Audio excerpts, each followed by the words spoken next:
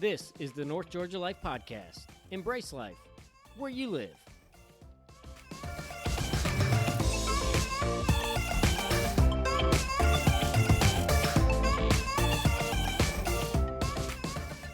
Welcome to the North Georgia Life Podcast. It's Jake, your host. Today's episode, if this doesn't inspire you of what can happen when someone takes some passion and an idea and gets people in their community to rally around them and support them, this is a story of a normal mom, a normal wife who just had an idea, had a passion to bring better quality food to the community.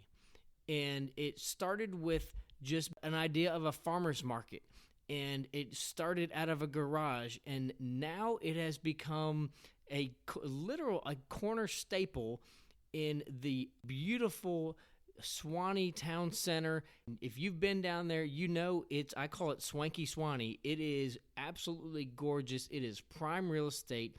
And this is an idea that started with a woman in her garage that said there's a better way to feed our families. And we all know the best restaurants we go to, they have local ingredients. They get their stuff that is fresh and it just tastes better. And guess what? It's better for you. This is something that I would love to see become, dare I say, a movement in our area, because look, people get better and they feel better when they're eating good quality food. And so much, and I'm just such a big believer that so much of the illness, mental illness, physical illness, health issues of all sorts comes down to our bodies are not producing the chemical reactions they need to have good health in all shapes and facets because of the food that we're eating and the foods that we're not eating, to be frank, and the nutrients that are in there and the nutrients that are not in there. And if we could do something as simple as having local access to good nutrient-dense foods, I think we would dramatically reshape how we look, how we feel, and how we function. And we have it right here in Suwanee, Georgia. And I'm so excited to share with you this podcast with Nora Lee, who is going to inspire the socks off of you. If you have any questions about this, you can email me at northgeorgialifepodcast@gmail.com. You can find us on Facebook and Instagram, North Georgia Life Podcast. And if her story reminds you of somebody that you know that did something similar that's in our North Georgia area, let me know. We would love to share their story and inspire others. With that, we'll get started. Welcome to the North Georgia Life Podcast. It's Jake, your host, and I have an exciting episode for you today. We are here at the Living Well Farmers Market with the owner-operator, Nora Lee, and I am encouraged by what the operation is here and what it's going to do for a lot of families in our community. So I know you're going to want to take notes and come down and see this operation over the next few months as we get rolling here. And with that as a means of introduction, we'll go ahead and get started. So Nora, thanks for your time today. Thank you, Jake. Thanks for having me. So you've got kind of an interesting story on how you got here. And I think for a lot of people, you're kind of going to be a local hero. Because you're doing something that a lot of people need. A lot of people just see something like this as a kind of a too daunting of a task. But you are somebody that literally took an idea, brought it into a garage, and now you have a storefront in Swanky Suwanee. Oh my God. Well, it's been actually my pleasure. This journey has been amazing, and I've enjoyed every minute of it. So take us back. You're from where? I'm from Virginia. I'm from Hampton Roads area of Virginia. Okay. Grew up in a typical suburban town. Okay. A military family. Okay. And you've moved around a little bit in your life? Yes, I have. I was originally in Virginia, Northern Virginia. Took me to California, to Northern California, and then to here in Atlanta. Okay. Your passion for, I would say, just good food, good quality food, where did that come from? Was that something you had growing up, or you cultivated over your adult life, or how did that start? Well, actually, a part of the process was my father. He actually died of cancer It's a sort of a sad story, but he was exposed to Agent Orange in Vietnam. So I've always been sort of sensitive to chemicals and pesticides and things on my food from a pretty early age, from a teenager. It wasn't really until I found out I was pregnant that I became really concerned about that and started doing some research. And sort of once you have that knowledge of what's being sprayed on our foods and how it can affect especially babies, that sort of really sort of made me want to go full organic as much as I could as possible. Yeah. And we were talking about a little bit on the front end before we started recording about just the amount of knowledge that is out there that isn't frou-frou knowledge, but it's not communicated to a lot of people from either their doctor's offices or even schools and higher education about some of the benefits and the negative side of some of the things that are just done in the process of bringing food to our table here in America. So no, exactly. I mean, there's a lack of information about certain things. And even the organic industry itself, even though it's certified organic, you're still allowed to spray certain pesticides that a lot of our farmers, especially the small farmers, know that can be toxic to your body as well. Right. So, there's sometimes a lack of communication, a lack of information that's out there for the public. And for a lot of people, we don't kind of get into this realm of life until something bad happens, unfortunately. Exactly. For you just shared that. For us, it was our soon-to-be 3-year-old being diagnosed with autism, and then you open up a box of doing everything you possibly can to help your family and to find any information you can. It's one of those things that is unfortunate that it takes a place of illness or desperation to find information that is actually helpful in changing that. And I've shared with multiple people that when we got that diagnosis and we talked with some of the physicians that we had been seeing, there was nothing communicated to us. It was actually the opposite, that diet could help in some of the symptoms of autism.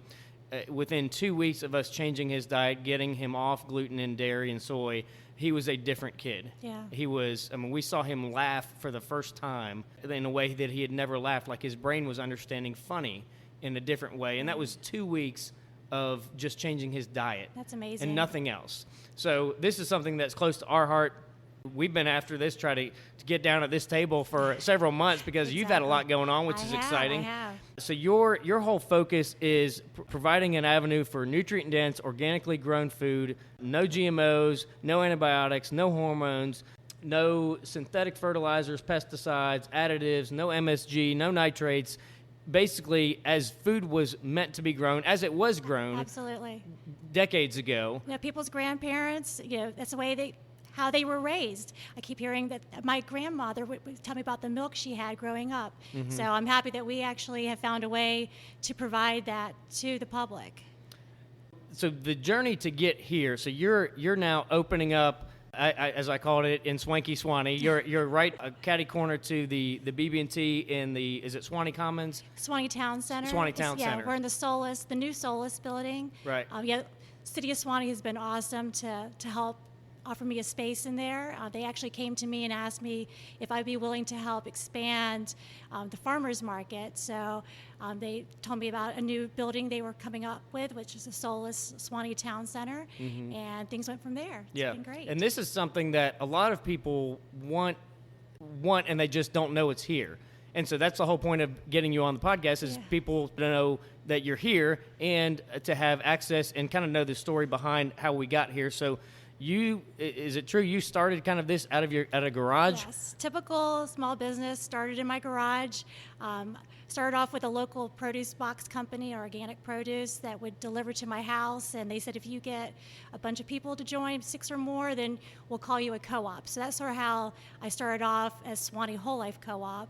And then next thing I know, a year later, I had 110 families coming to my garage, climbing up my hill to gather their groceries. We went from produce box we expanded to some farms I was already working with for milk and eggs. And now here we are about to open a store. Wow. Yeah.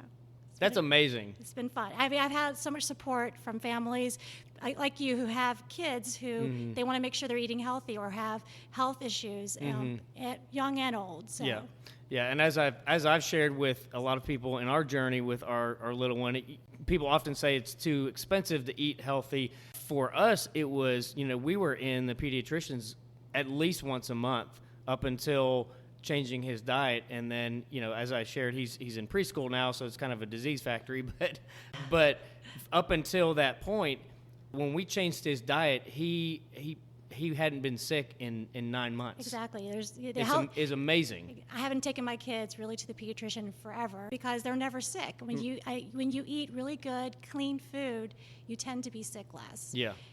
And also, food is healing. If you're avoiding all those chemicals and toxins, then your body doesn't have to work overload to keep you healthy.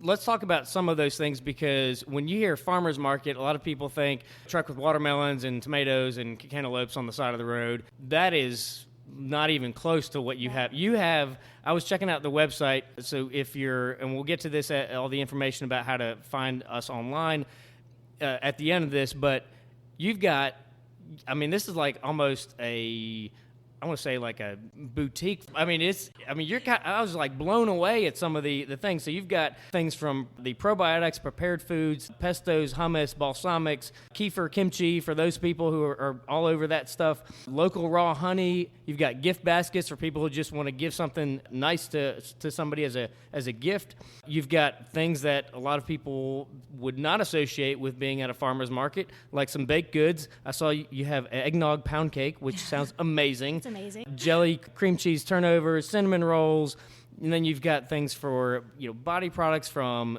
natural soaps, deodorants, essential oils, things like that, and then all sorts of the normal stuff, the eggs, the bread products, the meats. I saw that there's water buffalo on here. There is water buffalo. For your hard-to-find shopper in the family. Absolutely. Alpaca.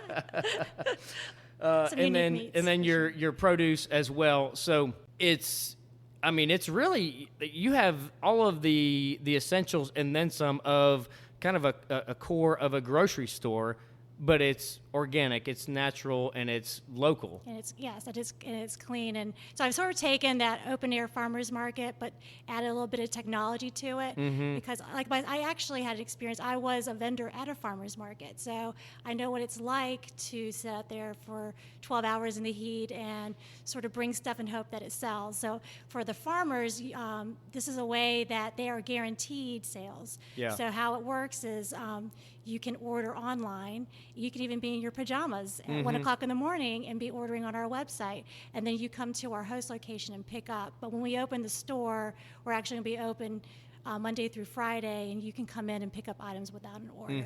But we just like to have the farmers have guaranteed orders, because that really helps them be in the fields longer, do what they have to do, as opposed to having to bring it somewhere and hope that it sells. Yeah, and it's so encouraging and really inspiring that there's such a vast variety of products that you have to offer, that everybody is of the same mindset of as natural as it can. Absolutely. From start to finish, from the soil to the plant to the harvesting. We wonder why there's so much disease that's come up in our country, in particular our country, in the last 50 to 70 years. And you look at how the agriculture industry has changed, and you wonder why all this stuff wasn't here so long ago. No, exactly. And a lot of our farmers, they want to do things the right way. Some of them have health problems, and they want to make sure that the future generations don't have those same issues. Yeah. What's been the most challenging part of I don't say finish, but from the starting point to getting here where you're at now? Well, part of it is really been, like I think I was telling you earlier, about the information that's out there. There's some things come out about organic being, no difference between organic and conventional nutritionally, and that's probably correct, but they tend to lack the information about the pesticides and toxins that are in those conventional foods. So that's been a challenge. And like you were saying, a lot of people think it costs so much to eat this way. Well, it really does in the long run. Once you plan to eat, or you choose really high quality foods, you actually sort of tend to eat less, because you're not craving all those sugars, or your body is satisfied with those healthy foods. Right. If you could go back to when you started, would you do anything differently? Is there things that over the course of your journey that you're like, oh, I wish I could have, changed how we did that, or, started this earlier or anything like that? I think that there's always a time and a purpose for everything. And sometimes I did want to speed things up, and even with this build out that we're currently going through. But I think everything has a time. So I started off really small, and then I've just, gained a few products and gained more members. And the journey, I think, actually has been pretty smooth. I mean, we have obstacles all the time as far as finding host locations and things like that, but everything seems to work out and has flowed pretty well for me. That's great. Because this, honestly, for me, my mind thinks kind of logistic, operationally, and to me, this would be such a mentally daunting thing of having an idea that you want to provide basically clean food, organic food to potentially the masses, and you're starting out as a wife and a mom and a garage. Exactly. I've been fortunate enough to have a lot of community support and close friends help me in this journey. So being supportive and volunteers at the market, I couldn't do this by myself for sure. So there's so many people that have helped me along the way. Even the farmers themselves too have been very supportive. And I was going to ask, we were sharing, I meet with a lot of people on a regular basis with my career in real estate that are retiring. We've got a lot of people that are finding their forever home. They're in that retirement stage, and this is something that they're passionate about. Do you have the ability for people to volunteer? What does a volunteer look like for your operation as far as what they do? Because people that are in that farming, gardening thing, this is a life passion of theirs, and they're to have an outlet or a resource that they can be part of something like this in improving the health and lifestyle of the community members around them. They're like, how do I sign up? No, exactly. I do have a lot of retirees actually that help me out and volunteer, and they love it. It's a great outlet for them to connect to other families in the community, and they really help me as far as getting items together in preparation for the market. When we're at the new store, I'll definitely need some help with volunteers helping me make sure the store is ready to go and everything. So there is a sign up we have online where you can sign up to take a shift, we say, just a 1 hour shift. But it's amazing just seeing my volunteers interact with the families that come in, even the small kids. It's really a sense of community that's being built at our market. What's your favorite thing about what you do? Just that sense of community, having people come in, the kids come up and they come up and hug me or hug the volunteers. I've been called the milk lady before, which I think is hilarious. But it's just been seeing the kids and just knowing that they're excited. Sometimes they think it's the most exciting thing to come to market to see everything that's here. Awesome. Yeah. Do you have any best memories, best stories from your journey here? We do some farm tours, and a lot of the great memories come from those. And there's one in particular that I can't forget. We were at this one farm. He had pasture-raised chickens, and so the chickens are just out on pasture, just roaming around, and just so they're actually nice chickens. And the kids, we had some kids there, a large group of kids, and the farmer said he gave them all egg cartons. They go ahead and go collect eggs, and the kids were running around almost like it was Easter egg hunt. And so they were collecting eggs, their eggs, and then all of a sudden we see this hen. She's sitting there, and she's laying an egg right in front of the kids. Oh, wow. And they're all surrounding her, and she's looking at them like, what's going on? And then the farmer said, go ahead, you can grab that. And it was like a warm egg. They were like, oh my gosh, I can't believe this. Yeah. So it was a really great way that kids had that connection to where their food comes from, as opposed to the grocery shelves. Right. So that was something I couldn't even recreate it. Yeah. I mean, it was amazing. And of course the parents were so happy. They were amazed too, because they themselves had never seen a chicken lay an egg. Literally lay an egg. Right in front of the kids and everybody. So share a little bit about that.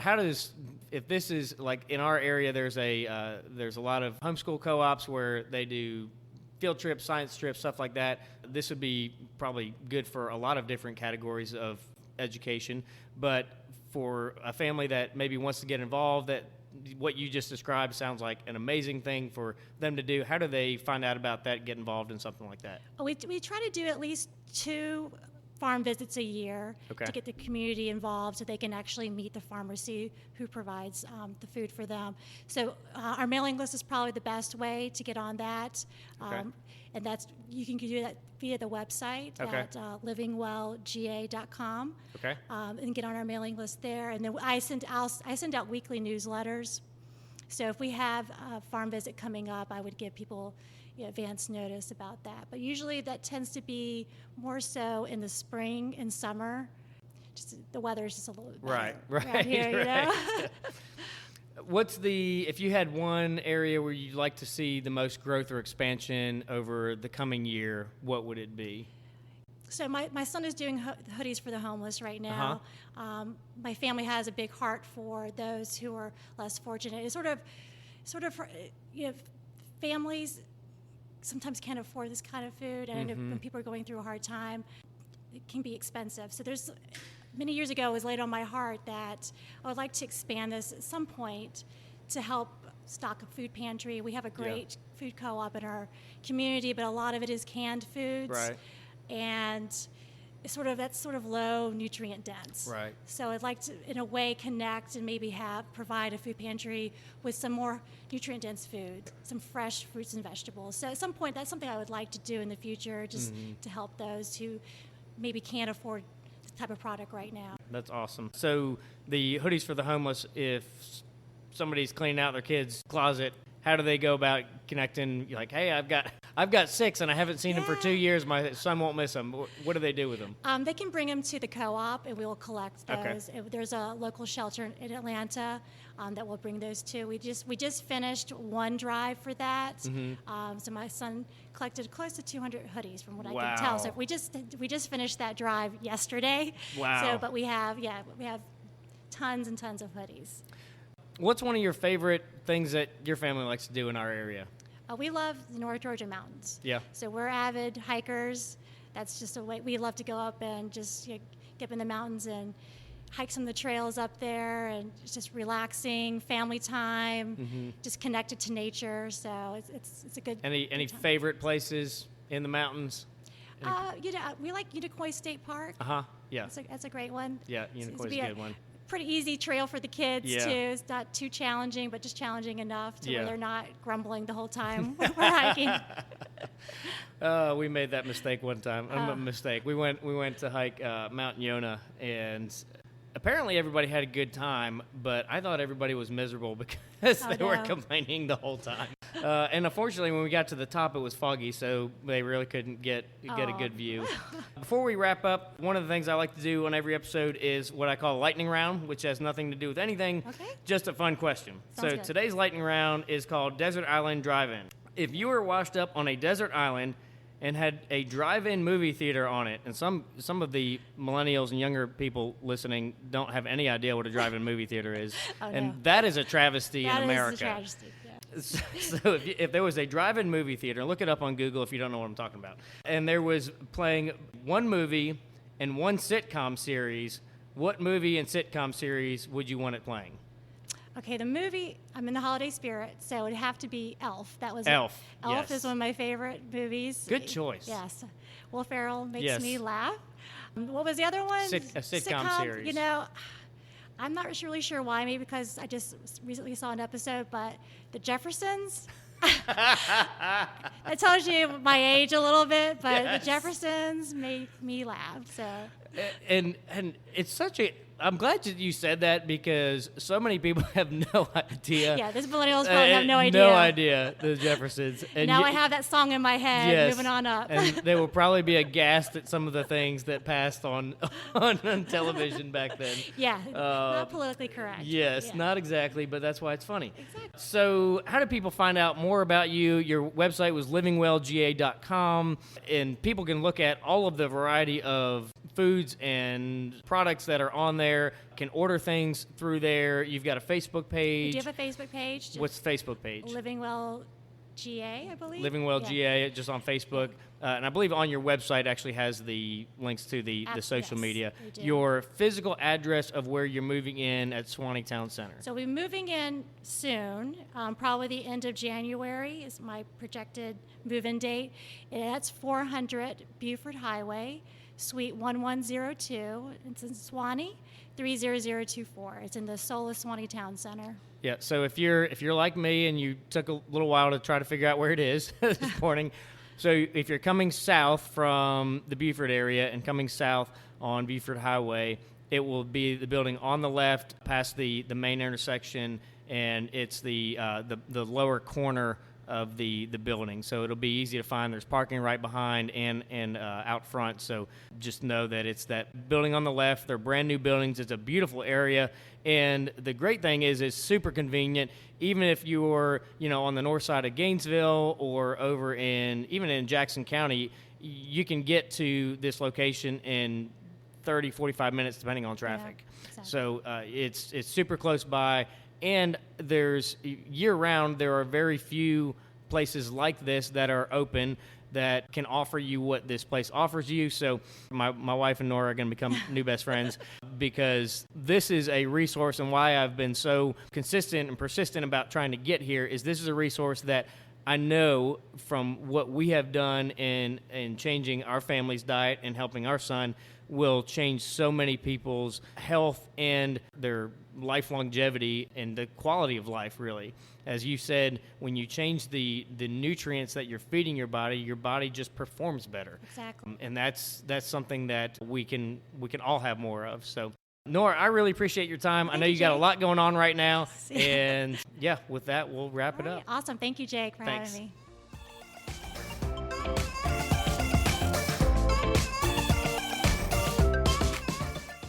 This is the North Georgia Life Podcast. Embrace life where you live.